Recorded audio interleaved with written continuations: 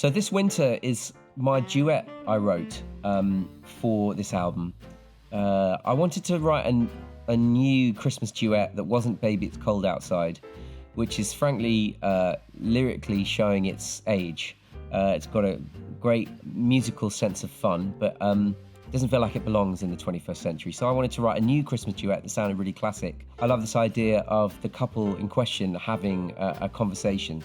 I'd never written a proper duet before. I've written many, many songs, but never written a proper duet before. So it was a real challenge. It was much, much harder than I thought to write the harmony and write the vocals answering each other. But I had a great time doing it. And so a version existed for a year and a half with my voice doing both parts. And finally, I managed to find exactly the right voice to sing this with me. And that's the voice of the incredible Lady Blackbird. Lady Blackbird is, for me, one of the great new voices of our time.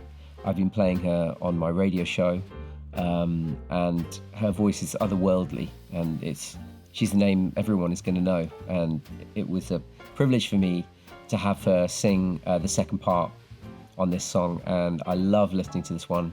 Kansas Smitty's is the backing band. It's just come out exactly as I wanted it to, even better than I thought it could be. Silent Night is a song I just remember singing as an infant. One of the earliest songs I can remember singing from beginning to end as a kid, you know. But it has such a haunting melody, and it encapsulates what I love about Christmas music, which is that sense of wonder, but also that sense of the darkness and gloom of Christmas as well, and also the hopefulness. So I wanted to do a version, and we really didn't overthink this too much. I got my Song Society Chamber Orchestra into my studio, bass clarinet, violin, cello, double bass and piano, and we more or less came up with the arrangement on the spot and sung it through in the room. We all had this song in our bones. It came out in a very authentic way, and there's no frills in it. It's just hopefully the essence of Silent Night. Well, the idea of doing Jingle Bells on this record was originally a joke. I remember selling the idea of making an album of Christmas covers after we made the original Christmas album, saying, well, wouldn't it be hilarious if we could do a really good version or like a really hip version of Jingle Bells? And I was like, that's the challenge. If we can do Jingle Bells, then the rest of the album's going to be okay. And I never thought we'd actually do it.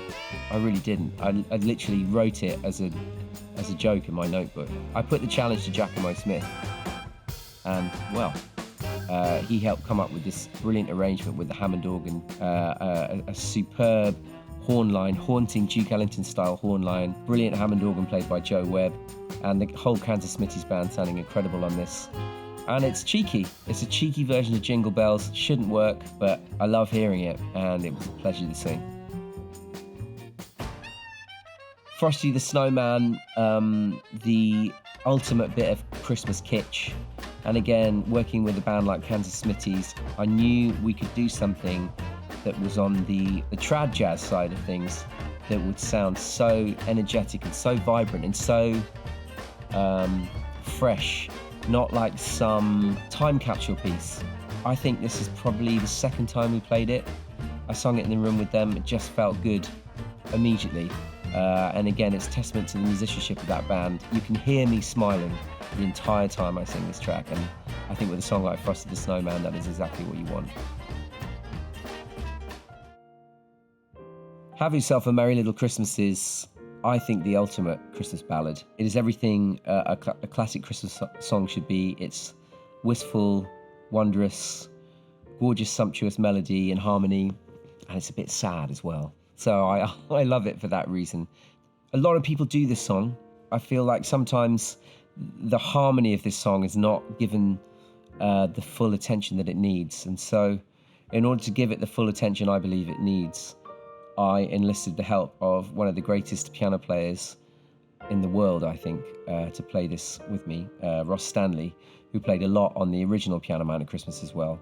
We got into my studio at home, and he played this while I sung it, and I knew as we were playing it together, I wanted it to feel like that collaboration between Tony Bennett and Bill Evans, which is this great piano and voice classic jazz record. Ross is kind of a real embodiment of how Bill Evans plays the piano, and I really feel like he rises to that challenge on this version of Have Yourself a Merry Little Christmas. It doesn't try to go away quickly, it stays around. It's over 5 minutes long. We luxuriate in this song, and I loved singing it with him, and I'm probably most proud of this performance on this record of this particular song. God Rest Ye Merry Gentlemen came together really quickly in the studio with Kansas Smithies. We'd recorded a few songs already, and we were just kicking around ideas of songs to do. And I said, why don't we try and do a version of God Rest Ye Merry Gentlemen? I referenced a great song by an artist I love called C.W. Stone King, and we tried to do it a bit like that. So we workshopped it in the studio for about 10-15 minutes, tried to come up with a good vibe for it, and it just seemed to be working straight away. And that's what Kansas Smithies are so good at doing, just creating this brilliant, authentic vibe so quickly with their incredible musicianship. And we played it with the tape running, and what you hear is us having worked it out 10 minutes before, and the energy in the room is really, really audible, particularly on this take of God Rest Ye Merry Gentlemen.